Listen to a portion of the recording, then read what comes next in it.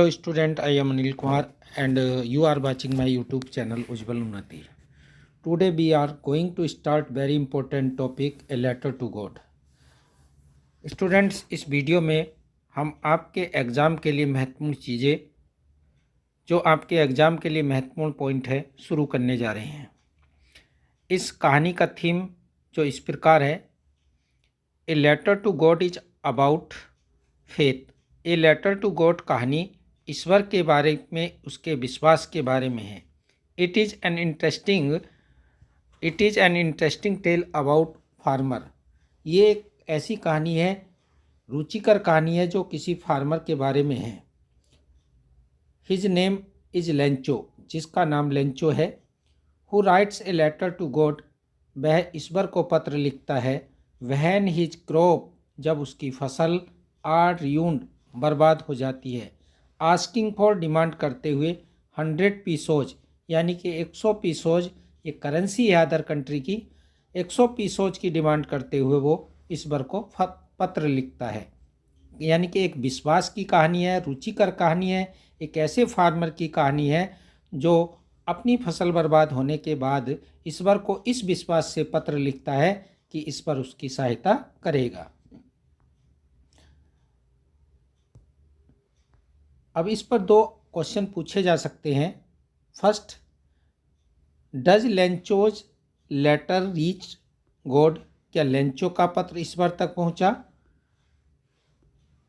ऐसा क्वेश्चन इस पर पूछा जा सकता है, क्या लेंचो का पत्र ईश्वर तक पहुंचा? या does God sent him money, क्या ईश्वर ने उसको धन भेजा? तो 2 प्रश्न इस पर पूछे जा सकते हैं।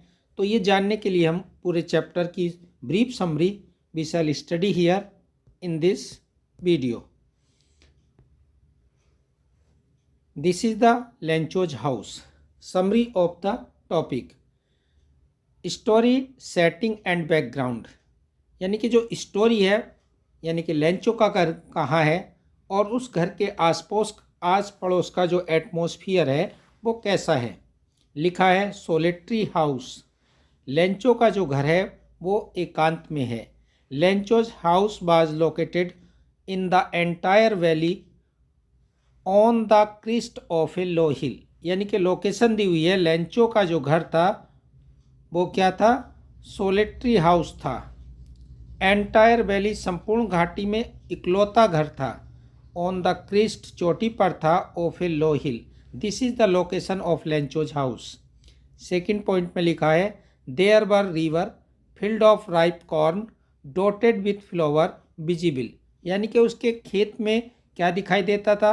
नदियाँ थी, पके हुए मकई का खेत था जो बिंदुदार फूलों के रूप में विजिबल होता था, दिखाई देता था। लेंचोज फील्ड नीडेड ए डाउनपोर। लेंचो के खेत को एक मूसलाधार वर्षा की आवश्यकता थी, या एट लीस्ट अ शोअर, या हल्की बारिश की आवश्यकता थी। ये उस समय की डिमांड थी जब लेंचो की जो फसल थी वो धीरे धीरे इनरिच हो रही थी। Next, Lencho's the farmers hope. लेकिन लेंचो के मन में एक आशा थी। What was his hope? All the morning Lencho started सा टू स्काई नॉर्थ ईस्ट। यानी कि सुबह से शाम तक लेंचो ने आकाश की ओर देखना जारी रखा, इस आशा के साथ कि आकाश से वर्षा होगी और उसके फसल जो थे वो ठीक हो जाएगी। अब जैसे ही वर्षा होती है तो now we are really going to get some water. तो लेंचो कहता है कि हम वास्तव में कुछ पानी वर्षा का प्राप्त करने जा रहे हैं। वीमेन अपनी स्त्री से कहता है। His wife was preparing supper at that time. उसकी जो पत्नी थी उस समय सपर तैयार कर रही थी, शाम का भोजन तैयार कर रही थी। ओल्डर बॉयज वर वर्किंग, जो बड़े बेटे थे वो उसका कार्य कर रहे थे, खेतों में कार्य कर रहे थे।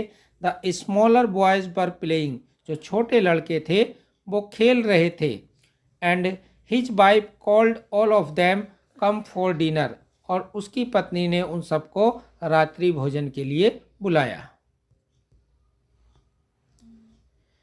The arrival of rain the light of hope. जैसे ही वर्षा शुरू हो जाती है तो उसके लिए ये वर्षा लाइट ऑफ होप, आशा की प्रकाश, आशा की किरण दिखाई देती है।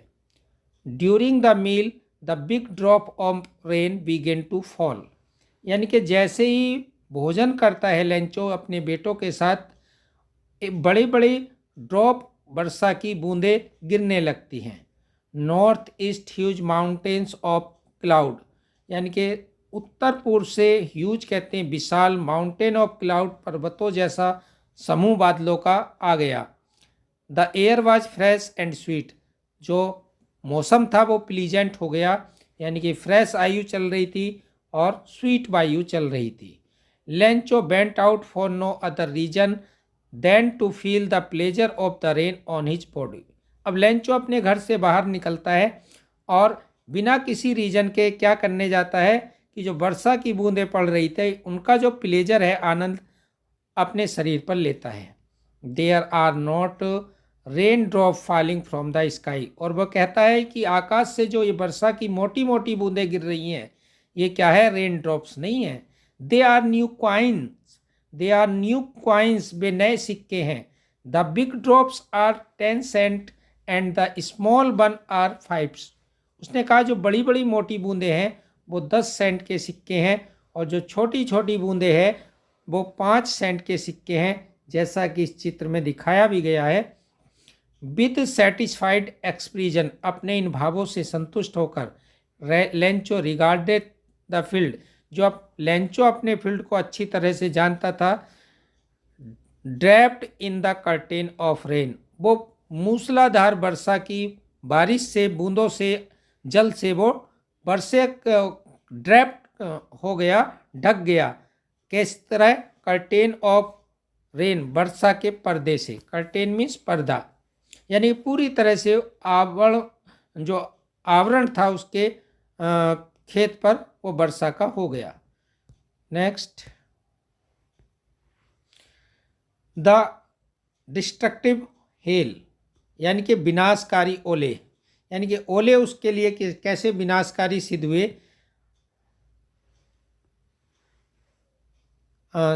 On the suddenly strong wind below, अचानक तेज हवा चली। Large stone hello stone with rain, और हवा के साथ बड़े बड़े ओले आने लगे। यानी कि दो चीज़ें हुई, विनाशकारी हुई बारिश, उसके लिए तेज हवा चलने लगी, बड़े बड़े वर्षा की जो बूंदें थी वो ओलों के साथ गिरने लगी।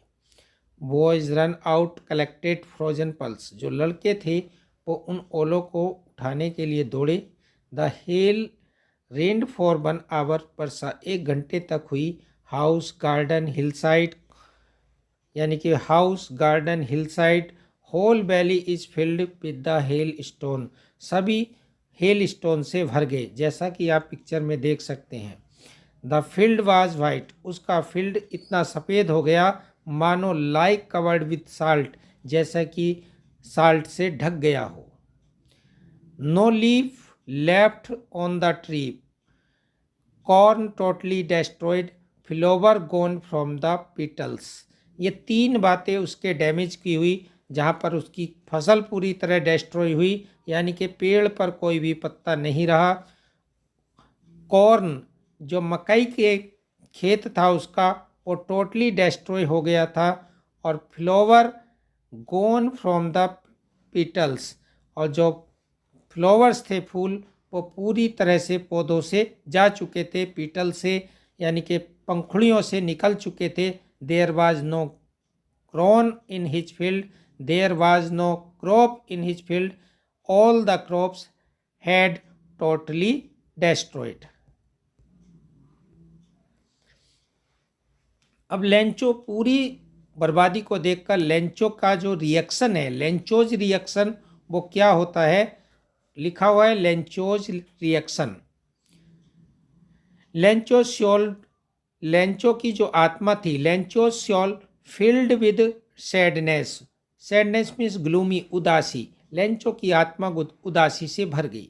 लेंचो सेड, लेंचो ने कहा, a plague of locusts would have left more than this, यानी कि एक टिड्डी दल भी इससे ज़्यादा छोड़ जाता है। This hail was left nothing, इन ओलों ने कुछ भी नहीं छोड़ा। This year we will have no corn, इस वर्ष हमारे पास कोई फसल नहीं होगी।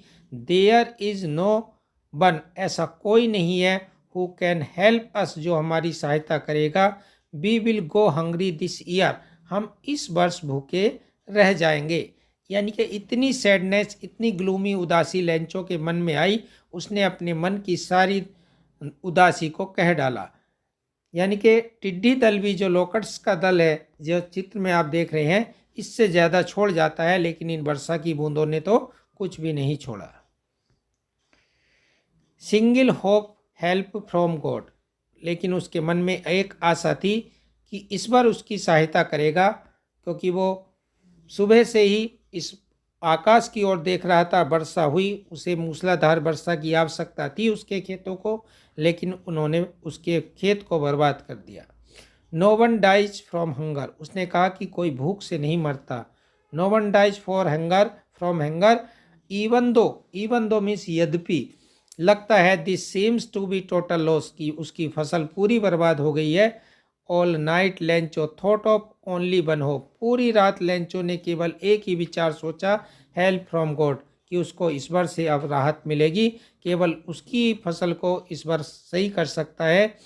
N ox of man, Lencho was an ox of man, Lencho hard working farmer था, इसलिए लेंचो पशु की तरह अपने खेतों में अर्ली मॉर्निंग टिल नाइट तक वर्क करता था। Knew how to read and write, he was illiterate but he knows how to write a letter.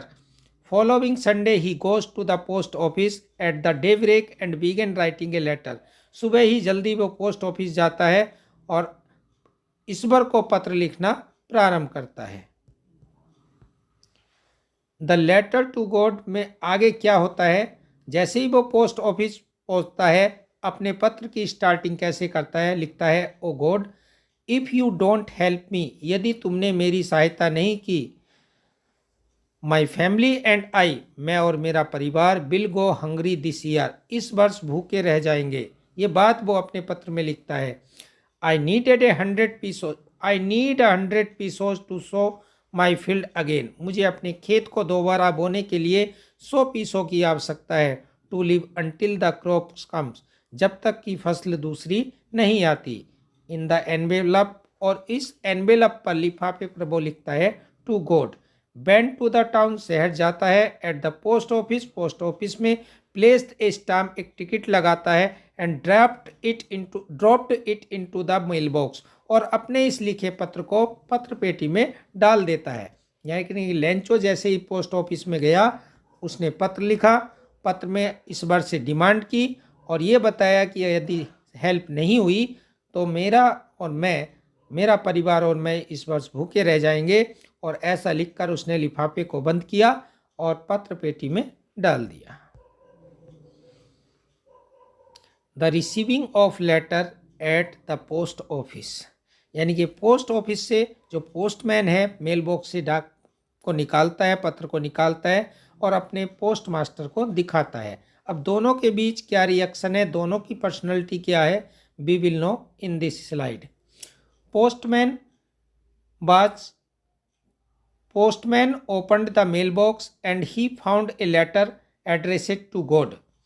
Went to the postmaster, वह अपने पोस्टमास्टर के पास गया। Laughed heartily, उसका पोस्टमास्टर खुलकर हंसा, ठाके के साथ हंसा। Showed him letter, और उसने उसको ईश्वर के नाम का पत्र दिखाया। Never he had known his address in his career, यानी कि पोस्टमैन भी अपने पूरे करियर में, पूरे फ्यूचर में ईश्वर का पता नहीं जानता था। His postmaster was fat amiable fellow broke out laughing, उसका जो बॉस था, डाकपाल था, वो क्या था, वो मोटा, मित्रवत और ऐसा व्यक्ति था जो कोऑपरेटिव नेचर का हो, लेकिन उसने भी हंसना शुरू किया। Broke out means started laughing. Immediately, तुरंत। टर्न्ड सीरियस, वह गंभीर हो गया। And tapping the letter on the desk, और अपनी डेस्क पर पत्र को थपथपाते हुए ही सेड, उसने कहा, व्हाट फेथ, क्या विश्वास है। I wish I had the faith of the man who wrote this letter, काश मेरा भी ऐसा विश्वास होता जैसा कि इस व्यक्ति का जिसने ईश्वर के नाम का पत्र लिखा। Starting up the correspondence with God, और ऐसे विश्वास के साथ स्टार्टिंग कर दिया उसने कोरस्पोंडेंस पत्राचार विद गॉड ईश्वर के साथ। So not to shake Lencho's faith in God, Lencho का विश्वास ईश्वर में न डिगे, postmaster decided to reply and help. Postmaster ने ये डिसाइड किया कि वो लेंचो की सहायता करेगा और उसको उसकी धनराशि भेजेगा। The reply and Lencho's response, उसके पत्र का जो उत्तर आया और उसका क्या रेस्पॉन्स हुआ।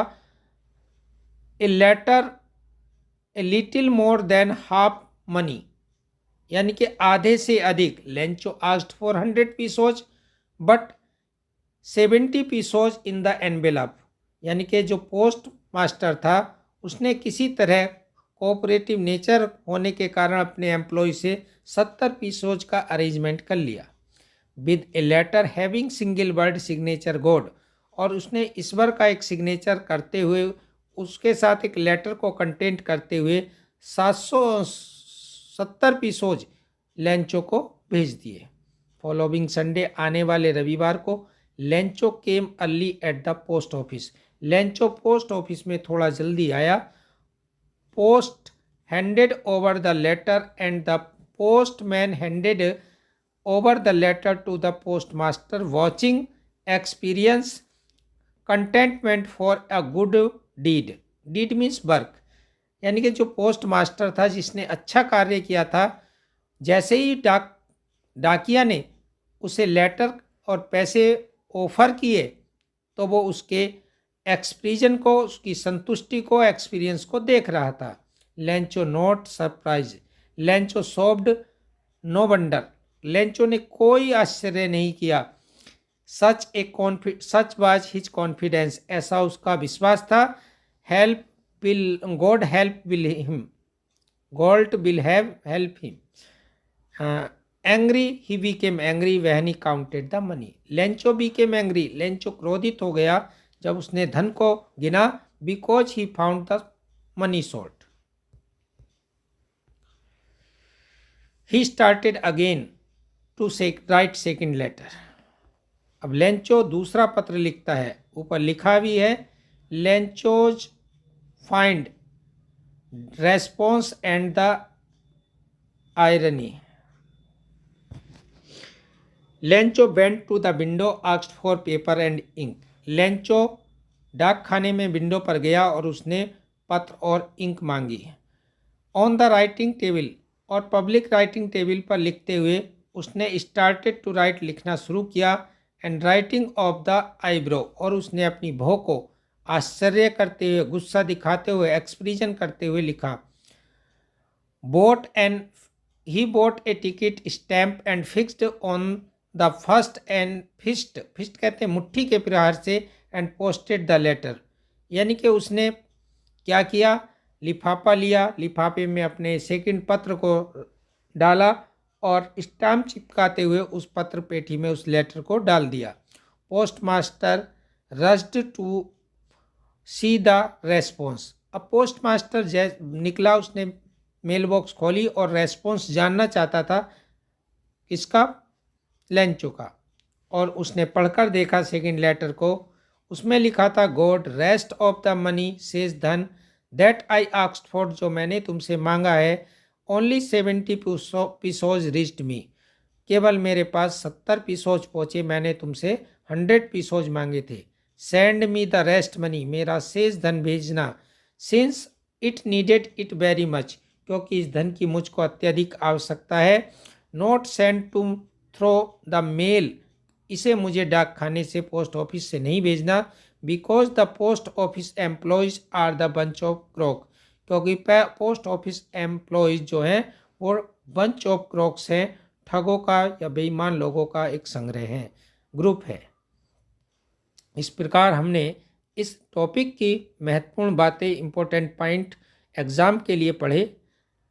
आई होप ये वीडियो आपके एग्ज़ाम के लिए, आपके आने वाले एग्ज़ाम के लिए यूजफुल रहेगी। यदि अच्छी रहे चैनल को सब्सक्राइब कर लीजिए, बेल आइकन को प्रेस कर लीजिए ताकि आने वाली ऐसी वीडियो आपके एग्ज़ाम के लिए मिलती रहे। Thanks for watching.